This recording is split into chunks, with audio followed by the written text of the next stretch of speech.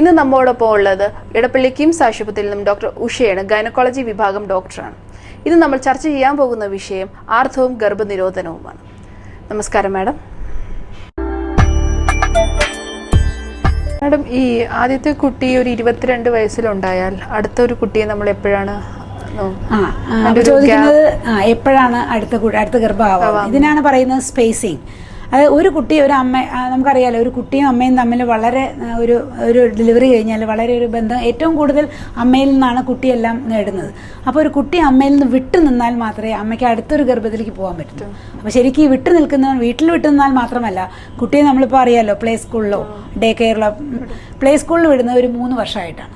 അപ്പോൾ 3 വർഷം ആകുമ്പോഴേക്കും കുട്ടിക്ക് അറിയാം, ഞാൻ വേറെ ദൂരെ പോയി ഞാൻ തന്നെ എൻ്റെ കാര്യങ്ങളൊക്കെ ചെയ്യാം, തന്നെ ഡ്രസ്സ് ഇടാം, തന്നെ ഷൂസ് ഇടാം.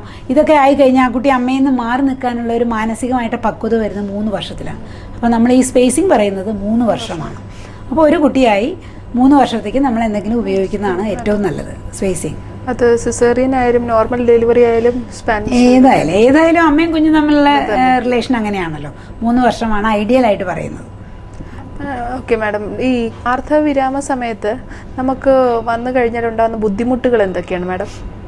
ആർത്തവവിരാമ സമയത്താണ് നമ്മൾ കുറച്ച് നേരത്തെ പറഞ്ഞു, അതായത് ഒരു പേഷ്യന് ബേസിക്കായിട്ട് ഒരു സുഖമില്ല, ഒരു ക്ഷീണം, ഉറക്കക്കുറവ്, പിന്നെ ഒരു വെപ്രാളം, പിന്നെ ഞാൻ പറഞ്ഞല്ലോ ശരീരത്തിൽ ഭയങ്കര ചൂട് പോലെ വരിക. ഒരു കാരണമില്ല, എനിക്ക് ഉറങ്ങാൻ ശരിക്കും വരിക, എനിക്ക് ഭയങ്കര ചൂട് വരിക, പെട്ടെന്നൊരു ചൂട് വേവ് പോലെ ശരീരത്തിൽ അങ്ങ് വരും, അതങ്ങ് പോകും. അതുപോലെ ഒരു വേർപ്പ്, ഞാൻ രാവിലെ ഡ്രസ്സ് ചെയ്ത് ഇറങ്ങി കുറച്ച് കഴിഞ്ഞപ്പോഴേക്കും ഭയങ്കരമായിട്ട് വേർത്തു. ഇപ്പം നോക്കും, എനിക്കൊരു കുഴപ്പമില്ല. അതുപോലെ നീര് പെട്ടെന്ന് ശരീരത്തിൽ, ഞാൻ രാവിലെ ഇട്ട ബ്ലൗസ് അത് ഇവിടെ വന്നപ്പോൾ കണ്ടത് ടൈറ്റായി, അത് കഴിഞ്ഞപ്പോൾ തന്നെ അങ്ങ് മാറും. ഇതെല്ലാം ആർത്തവവിരാമ സമയത്തുള്ള ഒരു ശാരീരികമായിട്ടും മാനസികമായിട്ടുള്ള ഒരു ബുദ്ധിമുട്ടാണ്. അതിന് ശേഷം ഉണ്ടാകുന്നല്ലോ ശേഷം ഉടനെ പിന്നെ അവർക്ക് സുഖമാണ്. മാസമുറ അങ്ങ് നിന്ന് കഴിഞ്ഞാൽ പിന്നെ ഈ മാസമുറയുടെ ബുദ്ധിമുട്ടും കഴിഞ്ഞു, പിന്നെ ഈ വിഷമങ്ങളൊക്കെ മാറി അതിനൊക്കെ ആയിട്ട് അഡ്ജസ്റ്റ് ചെയ്തൊക്കെ മാറും.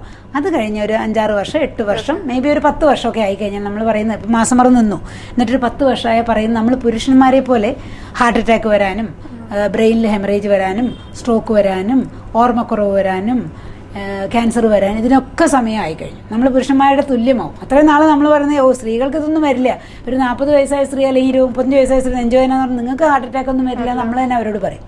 പക്ഷേ ഒരു 65 വയസ്സായ സ്ത്രീ ചെറിയ നെഞ്ചുവേദന പറഞ്ഞാൽ പോലും നമ്മൾ പറയും, അയ്യോ കാർഡിയോളജിനെ കാണണം, ECG എടുക്കണം, എക്കോ എടുക്കണം, മിക്കവാറും ഹാർട്ട് അറ്റാക്കിൻ്റെ ആയിരിക്കാം. അപ്പോൾ അതുകൊണ്ട് അത്രയും പ്രായം കുറേ, അപ്പോൾ ആദ്യം മാസമുറ നിന്ന ഉടനെയുള്ള പ്രശ്നങ്ങൾ കഴിഞ്ഞാൽ പിന്നെ വരുന്ന ഒരു 10 വർഷം കഴിഞ്ഞാൽ അവർക്ക് എല്ലാ റിസ്ക്കും ഉണ്ട്, ക്യാൻസറിൻ്റെ എല്ലാം. അപ്പോൾ അതുകൊണ്ട് നമ്മൾ എല്ലാ ടെസ്റ്റുകളും, അതുകൊണ്ടാണ് ഞാൻ പറഞ്ഞ ആ സമയത്ത് ഒരു ആനുവൽ ചെക്കപ്പ് നടത്തുന്നതല്ല, നമ്മൾ ഗൈനക്കോളജി സൈഡിൽ വന്നാലും നമ്മളെല്ലാ ചെക്കപ്പും കഴിയും. പിന്നെ വരുന്ന ഒരു പ്രശ്നമാണ് ഒരു യൂറിത്രൽ സിൻഡ്രോം എന്നാണ് അതിന് പറയുക. അതായത് മൂത്രം സംബന്ധിച്ച് അവർക്ക് അവിടെ യോനി ഭാഗമൊക്കെ ഭയങ്കര ചൂട്, എപ്പോഴും ഒരു ചൂട്, മൂത്രം ഒഴിക്കുമ്പോൾ ഭയങ്കര പൊള്ളിച്ച. അപ്പോഴേക്കും നമുക്ക് മൂത്രത്തിൽ പഴുപ്പായിരിക്കും ഡോക്ടറെ. അപ്പോൾ നമ്മളും പറയാം നോക്കാം. അപ്പോൾ മൂത്രം നോക്കും, മൂത്രത്തിലൊന്നും ഒരു കുഴപ്പമില്ല, എന്നാലും ഒരു കൾച്ചർ ചെയ്ത് നോക്കാം, എന്നാലും ഒന്നുമില്ല, എന്നാലും ഒരു ആൻറ്റിബയോട്ടിക് കഴിക്കാം, ആൻറ്റിബയോട്ടിക്കും കഴിച്ചു എന്നാലും മാറില്ല. ഈ പുകച്ചിലും മൂത്രം ഒഴിക്കുമ്പോൾ ഭയങ്കര പൊള്ളിച്ച്. അവസാനം എന്താണ് നമ്മൾ നോക്കുമ്പോൾ അറിയാം, അവിടെ വളരെ ഡ്രൈ ആയിട്ടിരിക്കും, യോനി ഭാഗമൊക്കെ വളരെ ഡ്രൈ ആയിട്ടിരിക്കും. അപ്പോൾ മൂത്രനാളിയുടെ അവിടെയൊക്കെ ഒരു ചുമന്നിരിക്കും. ആ സമയത്ത് അതിനാണ് പറയുന്നത് ഈസ്ട്രൈൻ വളരെ കുറഞ്ഞു കഴിഞ്ഞാലുള്ള ബുദ്ധിമുട്ടാണ് ഇതൊക്കെ. അപ്പോൾ നമ്മൾ ഈസ്ട്രൈൻ കുറച്ചെടുത്ത് ഒരു പേസ്റ്റ് പോലെ ചെറുതായിട്ട് കയ്യിലെടുത്ത് ഡെയിലി അപ്ലൈ ചെയ്യാൻ പറയും. ആ ഭാഗത്ത് യോനി ഭാഗത്തും മൂത്രനാളിയുടെ അറ്റത്തും ഒക്കെ പുരട്ടാൻ പറഞ്ഞു കഴിഞ്ഞാൽ 2-3 ആഴ്ച കൊണ്ട് വളരെ നോർമലാവും. അത് കഴിഞ്ഞാലും നമ്മൾ കുറച്ച് കാലം തുടർച്ചയായിട്ട് ഇതൊരു വീക്കെൻഡ് ഒരു ഹെൽത്ത് മെഷർ പോലെ നമ്മൾ പറയും, ശനി ഞായർ ഇത് ഇട്ടുകൊണ്ടിരിക്കും. അപ്പോൾ ഒരു കുഴപ്പമുണ്ടാവില്ല. അതാണ് വേറെ ഒരു കാര്യം, വളരെ നീങ്ങിക്കഴിഞ്ഞാലുള്ള ബുദ്ധിമുട്ട്. മാസമുറ നിന്ന് കഴിഞ്ഞ് ഒരുപാട് നാൾ കഴിഞ്ഞാൽ വരുന്ന ഒരു ബുദ്ധിമുട്ടാണ് അത്. മാഡം, ഈ വിവാഹശേഷമുള്ള സ്ത്രീകളിൽ കാണുന്ന UTI, യൂറിനറി ഇൻഫെക്ഷൻ, അതിന്റെ പ്രതിവിധിയും ഈ തുടർച്ചയായി വരുന്നത് നമ്മൾക്ക് ശാരീരികമായ എന്തെങ്കിലും ബുദ്ധിമുട്ടുകൾ? യൂറിനറി ട്രാക്ട് ഇൻഫെക്ഷൻ എന്ന് പറഞ്ഞാൽ വളരെ സിമ്പിളാണ്. അത് മാസമുറ ആയി കഴിഞ്ഞ് പിന്നെ എന്താ പറയുക, വിവാഹം കഴിഞ്ഞ ശേഷമാണ് കോമണൈസ്ഡ് ആയിട്ട് വരിക. കാരണം ബന്ധപ്പെടുന്നതിന് വരുന്ന ഇൻഫെക്ഷനാണ് കോമൺ ആയിട്ട് യൂറിനറി ട്രാക്റ്റിൽ പോയി പിടിക്കുന്നത്. അപ്പോൾ അത് വന്നു കഴിഞ്ഞാൽ ഇടയ്ക്കിടയ്ക്ക് വന്നാൽ പ്രശ്നം എന്താണെന്ന് വെച്ചാൽ, ഇടയ്ക്കിടയ്ക്ക് വരുമ്പോൾ എന്ത് പറ്റുമെന്ന് വെച്ചാൽ ഈ മൂത്രം എപ്പോഴും ഒരു ഇൻഫെക്റ്റഡ് ആയിരിക്കും. അത് മുകളിലേക്ക് പോകും, അപ്പർ ട്രാക്റ്റിലേക്ക് പോയി കിഡ്നി ബാധിക്കും. കിഡ്നി ബാധിക്കുക എന്ന് പറഞ്ഞാൽ ഒരു ഗുരുതരമായിട്ടുള്ളൊരു സിറ്റുവേഷനാണ്. അപ്പോൾ അത് വരാതിരിക്കാനാണ് നമ്മൾ സാധാരണ മൂത്രത്തിപ്പഴുപ്പ് വന്നു കഴിഞ്ഞാൽ ഇടയ്ക്കിടയ്ക്ക് ചികിത്സിച്ച് ഇടയ്ക്കിടയ്ക്ക് ടെസ്റ്റ് ചെയ്ത് നോക്കും, കൾച്ചർ ചെയ്ത് നോക്കും. ഒരു ഇൻഫെക്ഷൻ വന്നു കഴിഞ്ഞാൽ നമ്മളത് ട്രീറ്റ്മെൻറ്റ് കഴിഞ്ഞാൽ ഒരു 2 ആഴ്ച കഴിഞ്ഞാൽ ഈ വീണ്ടും ഒരു കൾച്ചർ ചെയ്തിട്ട് കൾച്ചർ നെഗറ്റീവ് ആക്കും. ഈ ഓർഗാനിസമൊക്കെ യൂറിനിൽ നിന്ന് കംപ്ലീറ്റ് പോയി. ഇല്ലെങ്കിൽ എന്ത് പറ്റും, ഒരു കണ്ടീഷനാണ് പറയുന്നത് അസിംപ്റ്റമാറ്റിക് ബാക്ടീരിയ. സിംറ്റം അവർ എനിക്കൊരു കുഴപ്പമില്ല, പക്ഷേ യൂറിൻ നോക്കിയാൽ ബാക്ടീരിയ 1-2+ ഒക്കെ ഉണ്ടാവും.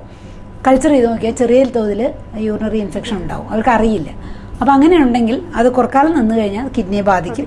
പിന്നെ ഗർഭിണിയാണെങ്കിൽ അത് നേരത്തെ പ്രസവിക്കാനും പ്രഷർ വരാനും വെള്ളം നേരത്തെ പൊട്ടിപ്പോകാനും ഇതൊക്കെ സാധ്യതയുണ്ട്. അപ്പോൾ വളർച്ച മുരടിക്കുക അങ്ങനെയൊക്കെ ചില പ്രശ്നങ്ങളുണ്ട്. അപ്പോൾ അതുകൊണ്ട് നമ്മൾ ഗർഭിണികൾക്ക് കുറച്ച് കാര്യമായിട്ട് നമ്മൾ ബാക്ടീരിയ കാണുക, അല്ലെങ്കിൽ മൊത്തത്തിൽ പഴുപ്പുണ്ടായിരുന്നു അത് ചികിത്സിച്ചിട്ട് പിന്നെ ഇടയ്ക്കിടയ്ക്ക് തോന്നുന്നു എന്നൊക്കെ പറഞ്ഞാൽ നമ്മൾ ചെറിയ കാരണം കിട്ടിക്കഴിഞ്ഞാൽ നമ്മളത് ഒരു കൾച്ചറിലേക്ക് പോകും. കൾച്ചറിൽ വരെ വളരെ ഇൻഫെക്ഷൻ കാണിക്കുന്നുണ്ടെങ്കിൽ നമ്മളത് ട്രീറ്റ് ചെയ്ത് കംപ്ലീറ്റ് ഇറാഡിക്കേറ്റ് ചെയ്യും. അതാണ് യൂറിനറി ട്രാക്ട് ഇൻഫെക്ഷൻ. സിമ്പിൾ ആണെങ്കിലും അത് ചിലപ്പോൾ അത് കോംപ്ലിക്കേഷൻ വരാം.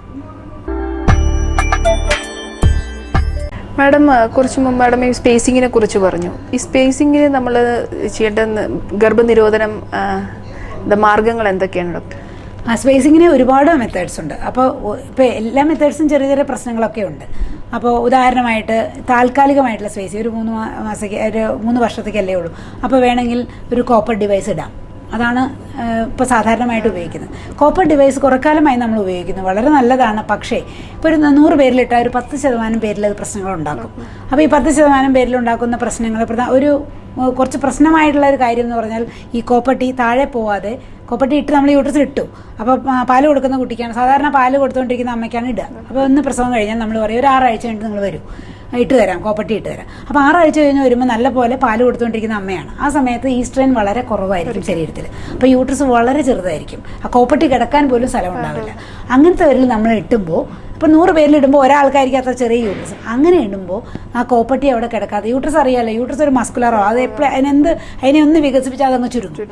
അപ്പോൾ ഈ കോപ്പട്ടിയിൽ കിടക്കാത്ത കോപ്പട്ടിയാണെങ്കിൽ അത് ഇങ്ങനെ ചുരുങ്ങി അപ്പോൾ കോപ്പട്ടിയുടെ അറ്റം അറിയാം ഷാർപ്പാണ്, അപ്പോൾ അതങ്ങ് കയറി വയറിലേക്കൊക്കെ പോകും. അങ്ങനെ അപൂർവമായിട്ട് അങ്ങനെയൊക്കെ പോയി പ്രശ്നങ്ങൾ ഉണ്ടായിട്ടുള്ളവർ പിന്നെ അത് വേർഡ് ഓഫ് മൗത്ത് പോലെ പറഞ്ഞ് അവർ പറയും അയ്യോ കോപ്പട്ടി ഒട്ടും ഇടണ്ട. അപ്പോൾ കോപ്പട്ടി നമ്മൾ പറയുമ്പോഴേ പേഷ്യൻ്റ് പറയും അയ്യോ വേണ്ട എൻ്റെ വീടിൻ്റെ അടുത്തൊരു കോപ്പട്ടി പെർഫറേറ്റ് ചെയ്തിട്ടുണ്ട്. പക്ഷേ അത് പ്രത്യേക ഒരു അപ്പം ഞാൻ പറയും എല്ലാവർക്കും അങ്ങനെ ഉണ്ടാവില്ലല്ലോ, എല്ലാവർക്കും ഞാൻ ഉപയോഗിച്ചിട്ടുണ്ട് കോപ്പട്ടി, എന്നിട്ട് ഒന്നും പ്രശ്നം ഉണ്ടായിട്ടില്ല. അപ്പോൾ അങ്ങനെ പറഞ്ഞാലും പറയും. അപ്പോൾ ഇപ്പോൾ ഒരു വളരെ നല്ല ഒരു ചേഞ്ചിങ് ട്രെൻഡ് വന്നിട്ടുണ്ട് കോപ്പട്ടിക്ക്. കോപ്പട്ടി ഇടുന്നത് ഈ പ്രസവം കഴിഞ്ഞ് 6 ആഴ്ച കഴിഞ്ഞ് അങ്ങ് മാറ്റി. കുറേ പഠനങ്ങൾ വന്നിട്ട് പറഞ്ഞു ഇപ്പോൾ കോപ്പട്ടി വൈകിച്ചിടണ്ട, കോപ്പട്ടി പ്രസവ സമയത്ത് യൂട്രസ് പ്രസവം കഴിഞ്ഞാൽ കുട്ടി പോയി കഴിഞ്ഞാൽ യൂട്രസ് വളരെ വലുതായിരിക്കും, പൊക്കിൾ വരെ നിൽക്കുന്ന വലിയ യൂട്രസാണ്, നല്ല മസിൽ സ്ട്രെങ്ത് ഉള്ള യൂട്രസ്. അതിൽ ഈ കോപ്പട്ടി ഒന്ന് ഇട്ട് കഴിഞ്ഞാൽ ഒരു ചെറിയ പ്രശ്നം വരാവുന്ന കോപ്പട്ടി അങ്ങ് താഴെ പോകും, അത്രേ ഉള്ളൂ. വയറിലേക്കൊന്നും കയറി കോപ്പട്ടി പോകുന്ന പ്രശ്നമില്ല. ഇവർക്കൊന്നും അറിയാം, ആ സമയത്ത് ഇടുന്നതുകൊണ്ട് ഇവർക്ക് വേറൊരു വിസിറ്റ് വേണ്ട, വേറെ പ്രശ്നങ്ങളൊന്നും ഉണ്ടാവില്ല, ഇവരറിയില്ല അത് ഇടുന്നത് തന്നെ. അപ്പോൾ നമ്മളിപ്പോൾ ചെയ്യാന്ന് വെച്ചാൽ പ്രസവം കഴിഞ്ഞ് അവരോട് പറയും ഇതിന് പറയണ പെരിപാർട്ടം കോപ്പട്ടി. വേൾഡ് ഓവർ ഇതിലേക്ക് മാറിക്കഴിഞ്ഞു, ഇന്ത്യയും അതിൽ മാറിക്കഴിഞ്ഞു, നാഷണൽ ഗൈഡ് ലൈൻ തന്നെ വന്നു. ദയവായി കോപ്പട്ടി നമ്മൾ ഇടുന്നത് പെരിപാർട്ടം ഇടുക, പ്രസവ സമയത്ത് ഇടുക. പ്രസവ സമയത്ത് പ്രസവം കഴിഞ്ഞു, കുഞ്ഞു വന്നു, മറുപിള്ള വന്നു, വലിയ ബ്ലീഡിംഗ് ഒന്നുമില്ല, അപ്പോൾ ഇടാം. അല്ല കുറച്ച് ബ്ലീഡിംഗ് ഉണ്ടായിരുന്നു അപ്പോൾ നമ്മൾ ഇടുന്നില്ല, കാരണം ബ്ലീഡിംഗ് ഉണ്ട്, ഇനിയിപ്പോൾ അതൊക്കെ മാറിയിട്ട് മതിയല്ലോ എന്ന് വിചാരിച്ച് 2 ദിവസം കഴിഞ്ഞ് ഈവൻ 72 hours വരെ വെയിറ്റ് ചെയ്യാം. ഏതായാലും 3 ദിവസം മിക്കവാറും എടുക്കും കുട്ടിയെ ഡിസ്ചാർജ് ചെയ്യാൻ, കാരണം കുട്ടിക്ക് വേണ്ടി അമ്മ ഹോസ്പിറ്റലിൽ തന്നെ ഉണ്ടാവും. അപ്പോൾ അപ്പോഴായാലും നമുക്ക് ഇടാം. അപ്പോൾ നമ്മൾ ഈയിടെ ഒരു പേഷ്യൻ്റ് ഇട്ട് പിറ്റേ ദിവസം ഇട്ടത്, അപ്പോഴേക്കും അവർക്ക് ചെറിയ ബ്ലാലി, അവർ പറഞ്ഞു ഹസ്ബൻഡ് വരട്ടെ ആലോചിച്ചിട്ട് പറഞ്ഞിട്ടൊക്കെ ആവാമെന്നൊക്കെ പറഞ്ഞ് പിറ്റേ ദിവസം ഇട്ടത്. അങ്ങനെ 2-3 ദിവസം കഴിഞ്ഞാലും കോപ്പട്ടി. അപ്പോൾ അതാണ് കോപ്പട്ടിയെ സംബന്ധിച്ചുള്ള ഏറ്റവും നല്ലത്. കോപ്പട്ടിയുടെ വേറെ ഗുണം എന്താണെന്ന് വെച്ചാൽ അത് ശരിക്കും കിടക്കുകയാണെങ്കിൽ do it and forget it, നമ്മൾ പിന്നെ അതിനെപ്പറ്റി ആലോചിക്കുക വേണ്ട. പ്രത്യേകിച്ച് ഗവൺമെൻറ് ഇപ്പോൾ ഡിസൈൻ ചെയ്തേക്കുന്നത് ഗവൺമെൻറ് ഫ്രീ ആയിട്ട് മെഡിക്കൽ കോളേജ് വഴിയും ആശുപത്രികൾ വഴിയും ഗവൺമെൻറ് ആശുപത്രികൾ വഴിയും കൊടുത്തുകൊണ്ടിരിക്കുന്നത് ഫ്രീ കോപ്പട്ടിയാണ്, 10 വർഷത്തേക്കുള്ള കോപ്പട്ടി. അപ്പോൾ അത് ഒരു പ്രസവം കഴിഞ്ഞു അതിട്ടു, ഒരു 3 വർഷം കഴിയുമ്പോൾ നമ്മൾ മാറ്റി അടുത്ത പ്രസവം കഴിഞ്ഞു. അപ്പോൾ ഒരു 25 വയസ്സുള്ള സ്ത്രീ ഒരു കോപ്പട്ടി ഇട്ട് കഴിഞ്ഞാൽ 10 വർഷത്തേക്കുള്ള കോപ്പട്ടിയാണ്. ശരിക്കും കിടക്കുകയാണെങ്കിൽ 10 വർഷം അവർക്കൊന്നും ആലോചിക്കണ്ട, ഗർഭമാവുകയില്ല. 10 വർഷം കഴിഞ്ഞ് വേണമെങ്കിൽ മാറ്റി അവർക്ക്, അപ്പോൾ അവർക്ക് 35 വയസ്സായി, വേണമെങ്കിൽ മാറ്റി ഒന്നും കൂടെ ഇടാം. അത് ഇട്ട് കഴിഞ്ഞാൽ പിന്നെ 45 വയസ്സായി, അപ്പോഴേക്കും ഒരു മാസം കൂടെ നിൽക്കാനുള്ള സമയമായി. പിന്നെ ഗർഭധാരണം വളരെ അപൂർവമാണ്, പിന്നെ വേറെ വല്ലതും അവർക്ക് ഉപയോഗിക്കുകയും ചെയ്യാം. അപ്പോൾ അതുകൊണ്ട് പെരിപാർട്ടം